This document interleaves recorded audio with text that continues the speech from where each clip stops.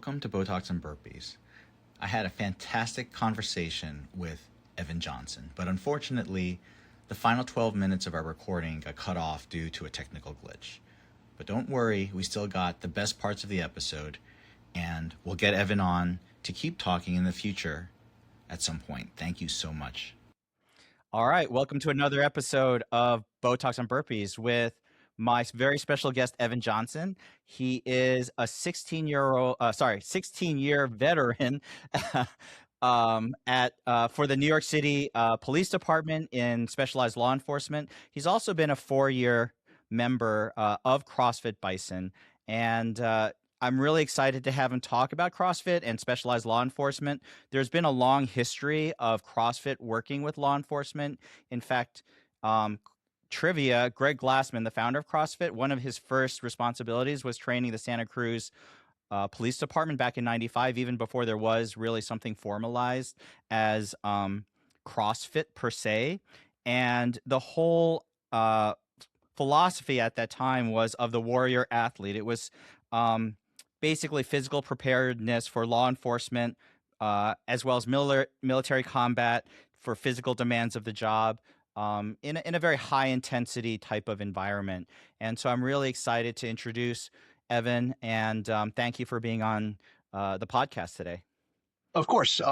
So, we don't know each other very well because I don't think I've ever taken any of your classes at BISON, and very few of our times line up. So I was very surprised, but honored that you asked me to be on your podcast. Yeah, I was actually looking around and I said, because we have a lot of law enforcement at our gym, and I actually, when I saw you at the gym, I said, this guy's really low key. He says very little, very nice, very friendly, but still waters run deep. There's got to be something here, and I want to have him on the podcast. And then obviously imagine my surprise when I find out you're a 16-year veteran of the force. And so I was like, okay, well, that makes sense. Like sometimes the guys who are most in the stuff are the most quiet. So that was really the reason why I wanted you on the podcast.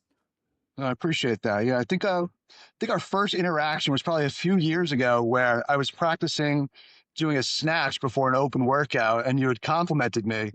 And I was like, oh, well, flattery will get you everywhere with me. So I'm like, you were good in my book after that. I was like, all right. I appreciate it. So let's talk a little bit about CrossFit and specialized law enforcement and what parallels you think you can. And first of all, I appreciate it. It's a Sunday. You're at work. So thanks for taking the time to take a break and talk to me. Let's talk a little bit about the parallels between, say, CrossFit and law enforcement. The first thing that comes to my mind is just the ability to perform in a dynamic nature. And that's, what CrossFit is. And that's what also specialized law enforcement is, where we're looking for results through performance. And, CrossFit always says we're prepared for the unknowable. In terms of our programming, that's kind of law enforcement too, because things can pop off at any moment and you're expected to perform, really like people's lives depend on it, because the results and consequences are very serious. So you were in law enforcement way before you started CrossFit. So how did you get into law enforcement, and then how did you pick up CrossFit along the way? So law enforcement was always, I always say, growing up, I never had to worry about what I was going to do for a living. I knew I always wanted to be a cop. I was 5 years old, living in England on a military base, standing at the front gate with the MPs, checking people's IDs. So that's how far back it goes for me. So it was never a question of what I wanted to do. It was just where I was going to do it and what type of law enforcement I was going to do. When I was about 24 is when I got hired by the NYPD. And I didn't grow up in New York. I don't have any connections to the NYPD. I grew up in central New Jersey, so it really was a big shift. And to be honest with you, is I took the job because they offered the job. It's really what it came down to. Little did I know that it was going to be a very different career from what I was used to. All my friends, they were becoming police officers in the towns they grew up in, and they have a very different experience than what I had, which was moving to New York City and working in, an agency that I call it it's it's America's police department because everybody talks about it. It's internationally known. We have people in 13 countries. We're larger than most militaries. It's a very unique type of law enforcement agency in that respect. Mm. But Um, I'm and sorry, then go ahead. go ahead. So then you've been working within this really unique organization. And so then what got you to get into CrossFit at that point? So in 2020, I was approached by somebody who was starting a nonprofit, and he's a law enforcement officer, and his goal was that there's a lot of, you say there's mental health, there's mental illness and mental health. Mental health is just like your physical health. You have to stay up on it, you have to work at it. And he was seeing a lot of people deteriorate in terms of the mental health on the job. And he said, he believed that fitness was a strong cure for that. He himself was dealing with alcoholism, and he found through fitness he could overcome that.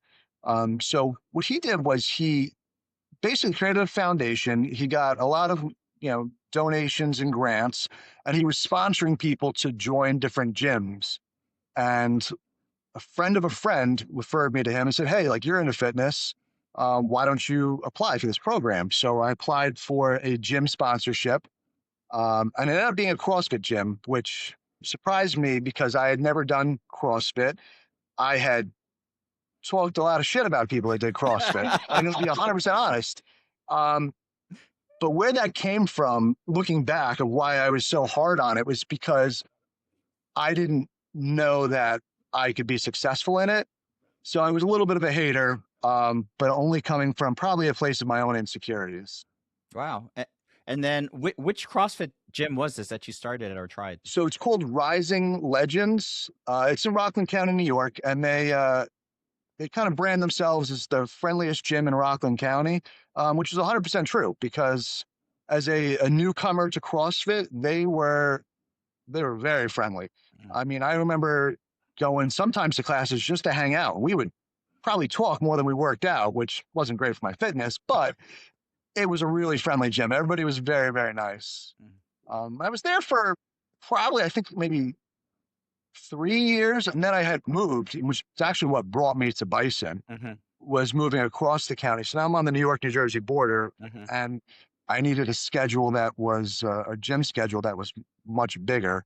And I don't think anybody beats Bison when it comes to class availability. Yeah, we have classes pretty much all hours of the day almost. So yes, that is true. Because it's a little bit of hike. I mean, we do have people from the New York, New Jersey border, Yeah.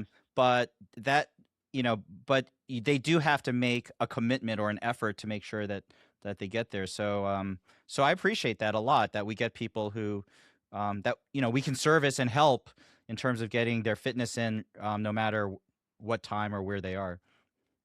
Yeah. So what do you like about CrossFit now, that you've been doing it for a couple of years? It's got to be the mental aspect. Yeah. I joined for athletic reasons. I was never an athlete growing up. It's actually a great source of anxiety for me was competition, Mm. where I was always afraid of not doing well. And the reality is, it's not just me seeing I don't do well. I'm like, oh, everybody's going to see you not do well. And for whatever reason, people had high expectations of my athletic performance that was non-existent. So it was a constant like letting people down thought. So in joining CrossFit, it was really a way to confront that, where I'm like, I'm going to be in a group environment. People are going to see me be bad, and I was bad. I still I consider myself to be like a middle of the road athlete, like where like if you're looking at the scoreboard, I'm not at the top, not at the bottom. I'm fluctuating somewhere there in the middle. Um, but it's really helped me. Every day I go to CrossFit, I'm just like, this is going to be tough, and most times it's not like a battle to get there, but I'm like, all right, we have to do this. Like Yeah. I'm not like running in the gym. I'm like, all right, let's get this done. That is true. It Yeah. is really an effort. Every workout's a real effort. Like you can't just like lollygag through it. Like you got to No. really focus on it. So Yeah. now and we talked about this very briefly beforehand. Obviously there are so many different roles and positions within law enforcement, and you are not a patrolman. You are not someone who is typical. You talked about specialized law enforcement, so talk a little bit more about that and what you do within your department, so I can understand what specialized law enforcement is. Yeah, it's a pretty broad topic, but I'll just give you a background on my career. So when I got hired, they sent us all to basically the most dangerous neighborhoods in New York City. And I got sent to a precinct in the Bronx, which is dubbed the most dangerous square mile in America. Mm. So it was dangerous, to put it that way. Mm-hmm. 1 square mile, 100,000 people. I think there was 42 people on parole for murder, homicide, shootings. It was a rough place. Mm-hmm. And for me, for someone who grew up in the suburbs of New Jersey, like I'm getting on the subway with my helmet and my bat in my hand, like I'm going to Vietnam. I'm like, this is insane. And then I remember like they sent us all on foot posts, and someone had gotten shot on a street corner in our area where we patrolled on foot. So we had this captain who brought us out at the start of our tour to that corner, and he held roll call at that corner, and that was like very impactful to me because I'm like, oh, like we're in it, we're doing something different here, we're really addressing things. So I did probably a year and a half on foot, and then we had a new lieutenant come to the precinct. And he went up to me and my partner. He's like, hey, I'm starting this new unit. It's going to be plain clothes. We're going to do search warrants. We're going to be working long hours. Like, are you interested? And I'm like, yeah, of course. Like, absolutely. And fast forward, there I am in jeans and a hoodie, jumping from rooftop to rooftop, running and gunning, running down stairwells, grabbing people. And I was like, oh, this is insane. And we had like an idea of what we were looking to do, which was reduce crime. And we were always looking at different strategies on how to do it. You know, if we had a robbery condition, like we took, a certain number of street robberies. I'm like, all right, who are we going after? Let's find the recidivists. Let's find the victims, watch the victims. And that's also, how you're going to get the guys that are doing the robberies. So that was like very interesting to me. But after about 4 years of doing that, I was like, all right, this is exciting, but it's like going to the nightclub every night. It's like, how much can you possibly party until you're like, all right, I gotta change it up here. I gotta have something sustainable. Yeah. So from there, I went to the Special Victims Squad, and I did sex crimes there. Oh wow. Yeah, it was very, very interesting. Psychologically very interesting, because a lot of it's one of the few crimes that that erases its own evidence psychologically. Because the testimony and the interviews are really what it is. Everybody talks about DNA and the forensic science behind it all, but it's really about the interviewing skills and having the conversation with people. And you're going to sit down with somebody and they're going to tell you things they've never told anybody, and you just met them 5 minutes ago. So you learn a lot about talking to people. You learn a lot about listening, and also you learn a lot about yourself, because really you build a bond with some people, or some people you actually end up disliking. You just really get to know yourself and how you want to interact with people and that nature. But what was probably the most interesting part of that was, they flew me around the country for about 5 years chasing serial rapists. Oh wow. And did a lot of it. The interviews weren't just victim interviews; it was witness interviews. You're talking to parents of children who were raped, and some of them are great and some of them are not great. And some of them, you're looking at them, you're like, this is you. Right. This is not you. Yeah. Right. And then the interrogation side of it, the interrogations are tough, because, everybody thinks you're looking for this slam dunk confession, but really it's more of a game of like chess, in the sense that you're looking for sometimes denials. Sometimes a lie is as good as a confession, because if somebody lies and you can disprove the lie, well, that's Right. pretty good evidence right there. Wow. But I did that for about 5 years, and from there I went to another unit where we did police-involved homicides. And the best way to describe that is, if somebody tries to kill a cop, they get into a shootout. Classic like bank robbery comes out, they're shooting it out with the cops and they flee. And they created that unit to separate it from regular homicide, because of the special nature of a law enforcement officer involved. and also took it away from like the Internal Affairs Bureau, because the reality is the police officer is the victim of a crime. So we're not going to have somebody who investigates corrupt cops be their advocate in a crime. So they created this special unit, and it really was important to the cops, it's important to the public, because you have to trust what's going on there with the investigation Mm. when it's law enforcement involved. And that was did that for about 3 years. And one of the side gigs of that was I was also one of the four detectives in the police department who was investigating police suicides, which is where police officers who are on duty, they kill themselves, which is astronomically high in law enforcement. So we would do psychological autopsies, meet with the families. Once again, the trend of more interviewing and mindset. Wow. So when you're talking about these things, first of all, my mind races to all the things I've watched, like on the media, like when you're talking about plainclothesmen, I'm thinking about The Rip, like with Ben Affleck and Matt Damon down in Miami, or Law and Order SVU when you're talking about victims, or The Departed, the movie with DiCaprio. And I'm like, and I don't want to ask you all this stuff, but let me just ask you one question about it. Like, when you watch all the stuff that's out there about all of these different law enforcement in portrayed in the media, do you like it? Do you think it's BS? Do you think it's what's your sort of take on a lot of these productions and films and TV?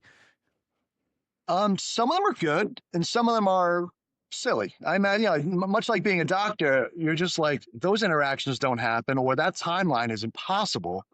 A lot of times they're selling a character. They're selling either they're the bad guy, like good cop, bad cop type persona, or they're like this goody two shoes cop, where I'm just like, that's not reality either. I mean, that's not real life. People aren't like that. People aren't this like strange identity that's been created where they're molded into it. Mm, I think it misses the mark on people's individual personalities. I see. In a unit I've been in, like imagine everybody acted exactly like they were on TV. I'm just like, Yeah. that's weird. You're acting weird. That's not how humans act. I got it. Okay.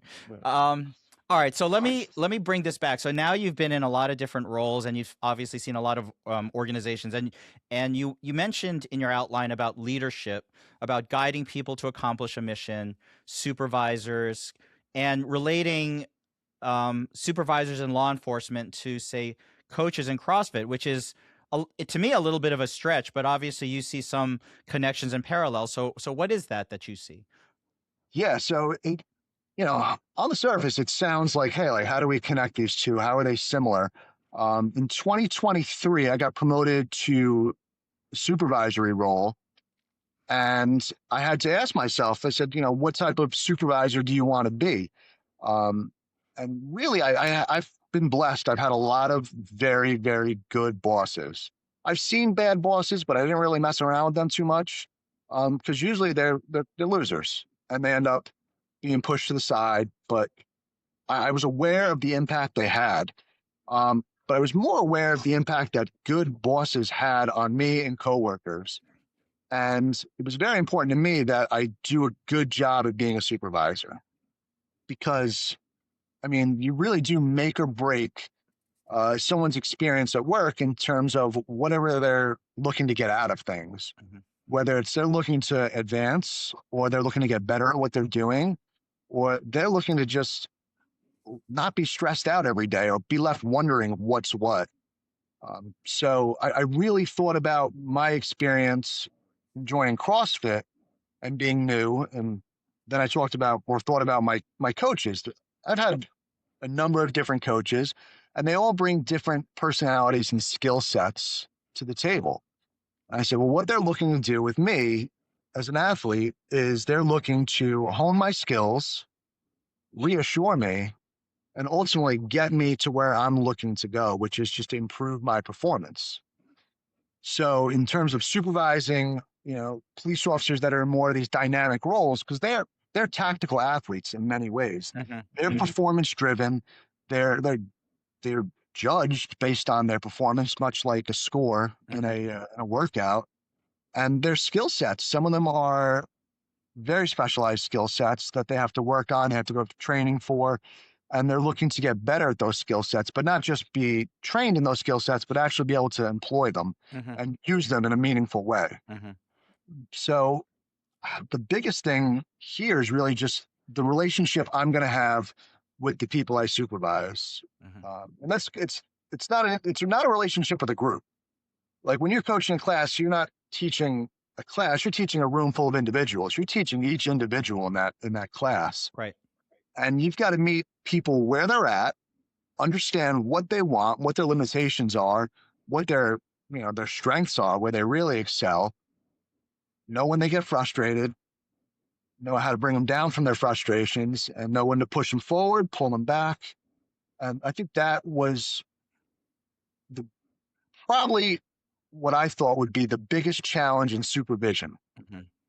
where I've got, right now I have 18 investigators. Mm-hmm.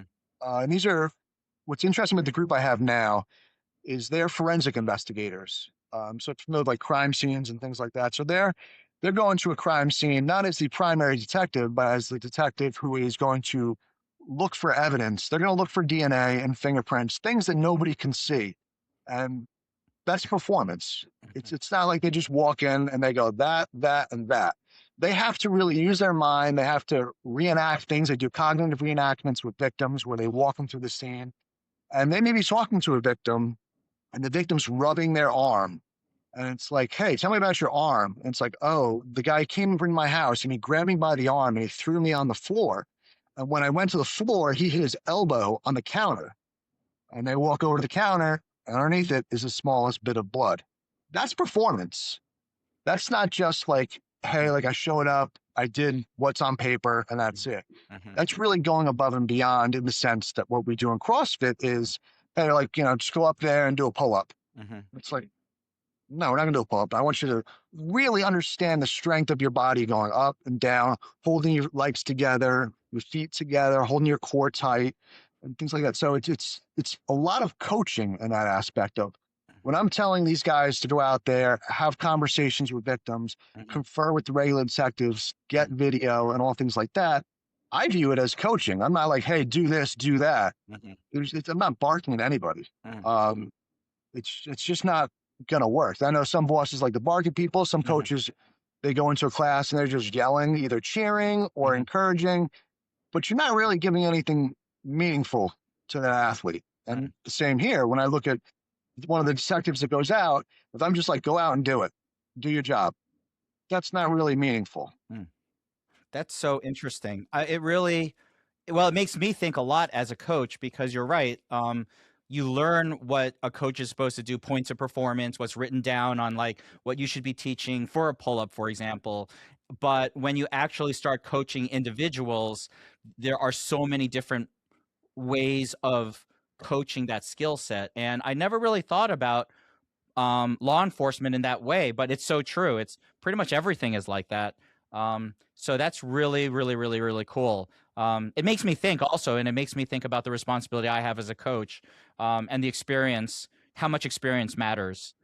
So let's take that to communication now. So now, as a leader within your group, you talk about how communication is not to be misunderstood, and how you relate that to coaches not overloading athletes. So how do you relate the two in terms of what you do and what coaches can do? Yeah, if I'm giving a briefing, I'm talking to a group of people, I'm going to say one thing. And if there's 18 people in the room, it's going to be interpreted 18 different ways. So we say like the point of communication is not to be understood because what I'm saying is easily understood objectively. However, I'd rather it just not be misunderstood. So, and that's in terms of also when we come back to the individuals, like you can give someone a cue and it works for them, and you can give the next athlete another cue and they're like that. I have no idea what you're talking about. You can scream, put your head up all you want, but I have no idea what you're talking about. Or you can, you're watching me do a muscle up and you're telling me three different things. And I'm like, I can't do three different things. Focus on one thing. We'll get better at that. And then we'll move forward and give me another cue next week. but don't overload me. Don't over communicate with me where I'm just left there confused and I'm sitting there saying, I'm not either good at this, I don't get it, I'm frustrated, or you're pissing me off, you know? So, can you think of an example like when you've been in a workout where you had like a good coach sort of cue you on something or something that left you a little frustrated so that you were like, this is just not working for me, like in terms of this point of performance, for example? Yeah, a good cue I got recently was with power cleans where I guess I was a little too narrow with my grip. And one of the coaches said, make it wider. And I widened my grip and the bar went up and on. And I was just like, oh, that was smooth. Even I said, oh shit, that was good. And that's like great. And that cue worked for me. I've gotten a cue once with squat cleans where I wasn't standing it up, but I didn't know what that meant. And the coach can say, stand it up all you want. And I'm sitting there, I'm like, I don't know what you mean stand it up. And I guess I was cutting it short where I wasn't fully, extending my whole body. Yeah. And I'm like, stand it up. And I'm like, I am fucking standing. Like, what do you mean? Like, and I just didn't know. That was like frustrating for me. And I wasn't mad at the coach, Right. but I'm like, if it wasn't right the first 3 times, what made you think it's gonna be right the next 6 times? Like, stop saying that. Right, I don't right, get it. right. That's so true. That might have been me. I don't even know. Like, No, it definitely wasn't. oh, No. okay. That's a really good point there. So let's move to recovery. This is so interesting because you talk about how recovery can be broken down into its own components and how, and you mentioned a couple things. Let's talk about the workaholics slash gymaholics. So these are, so just, I guess, just like people who are really into going to the gym, you probably also have people at work who are just so into work that they're literally, it's not healthy, I guess, on some level. Right.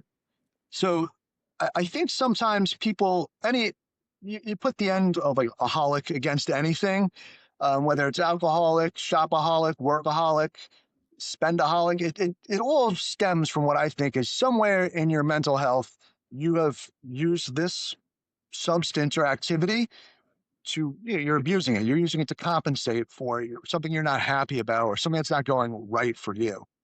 It sounds nice to be a gymaholic, but the reality is that's not good. That's an overbalance. It's just too much. It's an extreme. Hmm. The same with the workaholic. It's like, oh, well, that person just really enjoys their career. They're putting their all into it. And I'm like, are they? Because sometimes people are workaholics because they don't have to worry about their regular life. Hmm. They're not interested in making decisions at home. So they come to work where decisions are relatively, they're made for you. And if you do have to make a decision at work, you just refer to the manual and what does the manual say to do? Mm-hmm. So you don't really have to do anything when you're at work in terms of making decisions. Mm-hmm. And you just avoid your responsibilities at home. You avoid your real life, whatever mess you're leaving at home. You just go to work and you just put yourself into that. Mm-hmm. And the same with a lot of like, the gymaholics where it's, you use the gym for release. It's your happy place. But if you're constantly at the gym, constantly pushing yourself hard, overloading your central nervous system, you're probably avoiding something that needs you to go there so much in the first place, Mm-hmm. where you've passed that healthy balance. And I think that's something I always like to identify with people is I'm like, if you're doing something you love too much, I'm like, I don't know if you love it or if you're just compensating for something at this point. That's very You're insightful. starting to abuse it. That's so insightful. I see that at the gym. I also see that at work too. I think at anyone's work, like you can see that, and you're right. When people are doing that, you have to look into the rest of their life and see what it is that, like you said, they're avoiding or not focusing on.